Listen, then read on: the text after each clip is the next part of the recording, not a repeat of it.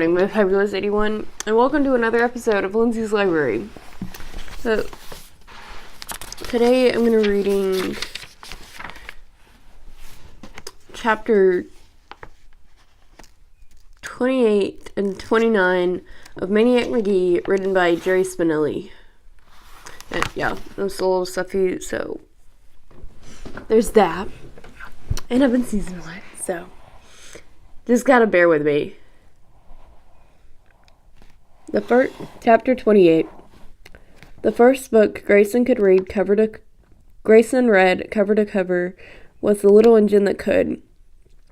It took almost an hour and was the climax to a long evening of effort. At the end, the old man was sweating and exhausted. The kid's reaction surprised him. He didn't jump and yippee like he did after the first sentence. He just stayed in the far corner, seated on his stuffed and lumpy equipment bag. He had kept his distance all during the reading, letting Grayson know there would be no cheating. He had to do it on his own. Now he was just staring at Grayson, a small smile coming over his face, and now he was making a fist and clutching it toward Grayson, and he said, "Amen." "What's that?" "Amen."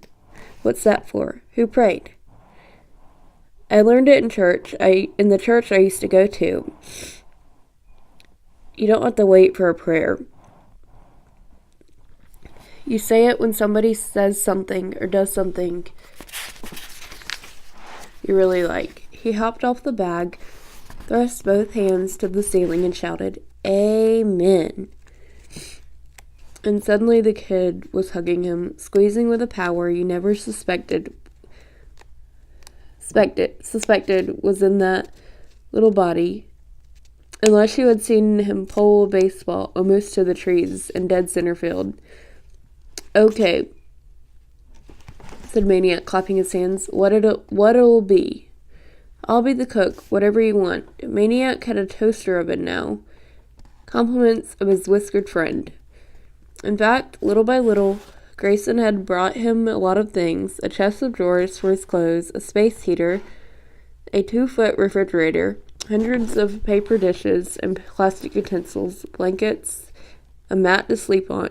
Okay, I'll be right back. I'm gonna go take care of this. I'm back. I had to go take care of something, and I did it. So, where was I? Okay, a mat to sleep on, which the kid ignored, preferring the chest protectors. In time, the place was homier than his own room at the Y. "How about a corn muffin?" said Grayson, choosing something easy on his bad teeth and aching gums. Maniac went to the bookcase that served as a pantry. "One corn muffin coming up. Toasted?" "Yeah, why not? Butter?" "Sure, butter." Something to drink with that, sir?" "Nah, muffin's enough. The apple juice is excellent, sir. It's a great year for apples." "Live it up," thought Grayson. "Yeah, okay, apple juice. Coming right up, sir." After the snack, the kid proved himself as good a mind reader as a cook. "Why don't you stay overnight?" he said. "It's late." While he groused about so preposterous an idea, the kid laid down the mat he never used, bulldogged him down to it, pulled off his shoes, and draped a blanket over him. He protested, "This is supposed to be yours." The kid patted his chest protectors. I'm okay. And he knew that was the truth of it. The old man gave himself up willingly to his exhaustion and drifted off like a lazy, sky-high flyball. Something deep in his heart, unmeasured by his own consciousness, soared, unburdened for the first time in 37 years, since the time he had so disgraced himself before the Mud Hen's scout, and named himself, therefore, a failure. The blanket was there, but it was the boy's embrace that covered and warmed him. When somebody does something really like, "Amen," the old man whispered into the cornmeal. and baseball-scented darkness. Chapter 29. For most of November, Winter toyed with 2 mills, whispered in its ear, tickled it under the chin. On Thanksgiving, Thursday, Winter kicked it in the stomach, but that didn't stop the old man and the boy from joining the 10,000 who thronged the stadium on the boulevard to see the traditional high school football game. The Arctic air laid panes of ice over the crayfish edgefuls of Stony Creek. The effect was opposite on human noses. Maniacs and Graysons ran like faucets, and not a handkerchief in sight. They deputized their sleeves and grabbed handfuls of napkins from the refreshment stand. 2 mills won the game, thanks to a last-minute 73-yard TD pass from quarterback Dennehy to James, hands down. From the instant his old trash-talking Sandalot pal cradled the ball in his long brown fingers, Maniac was jumping on a seat, screaming trash at Hans' pursuers every step to the goal line, and I have to go again. Glancing about to make sure Miss Beale wasn't hearing. By the time they got back to the baseball room, they were nearly frozen, but the freeze was good, for it made the warmth of the little apartment all the more welcome. Within 15 minutes, the space heater had the place positively tropical, while in the toaster oven their 5-pound Thanksgiving chicken was already beginning to brown. A pair of hot plates and a squad of pots were pressed into action, and by mid-afternoon, the two were sitting down to a feast of roast chicken, gravy, cranberry sauce, applesauce, SpaghettiOs, raisins, pumpkin pie, and butterscotch crimbits.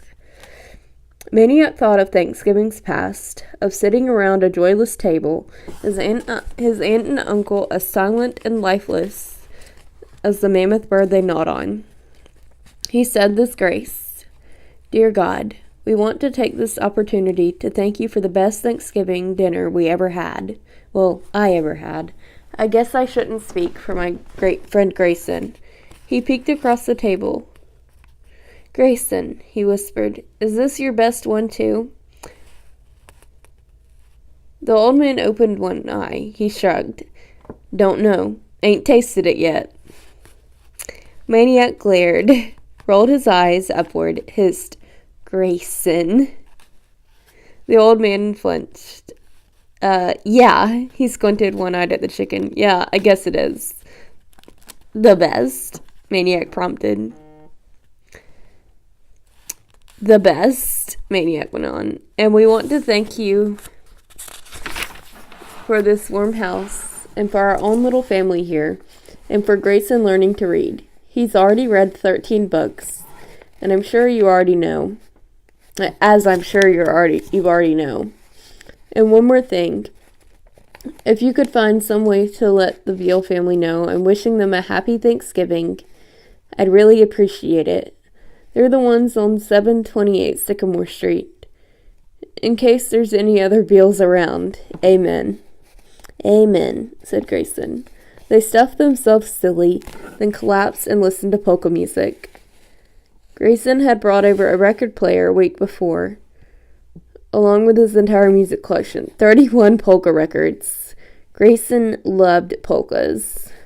Of course, one cannot listen to polka music for long before getting up and dancing, which is what the two Thanksgivers did as soon as their bloated stomachs allowed. They danced and they laughed, record after record. Whether it was the polka that they danced is another question. It was nearly dark, both of them having recollapsed when Maniac said, Is there any paint around? Guess so, said Grayson. What for? You'll see.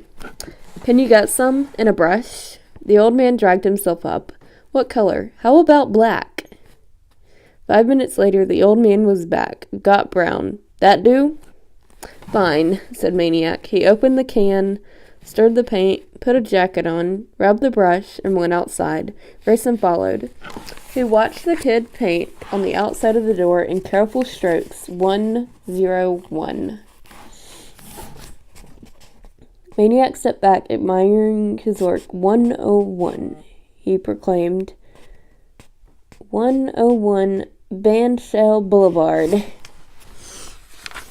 And that ends chapters 28 and 29 of Maniac Magee, written by Jerry Spinelli. Yeah, I'm sorry, this one was sort of jumpy and all over the place. That's because I'm still done with the sinuses and all that just jazz. And I am feeling a little bit better than yesterday. I didn't do the read aloud yesterday because I had a little bit of a sore throat from sinus drainage and stuff, but today it's not. So anyways, if you like this video, please be sure to like, comment, and subscribe. Also, if you want, you can like me on Facebook, follow me on Pinterest, Twitter, and Instagram at lgrace1226, and add me on Snapchat. And I'll see you in the next video where hopefully I'll be maybe not dealing with this as bad. Because it's not gonna not be like this until it's like fall or something. So anyways, thanks for watching, and bye!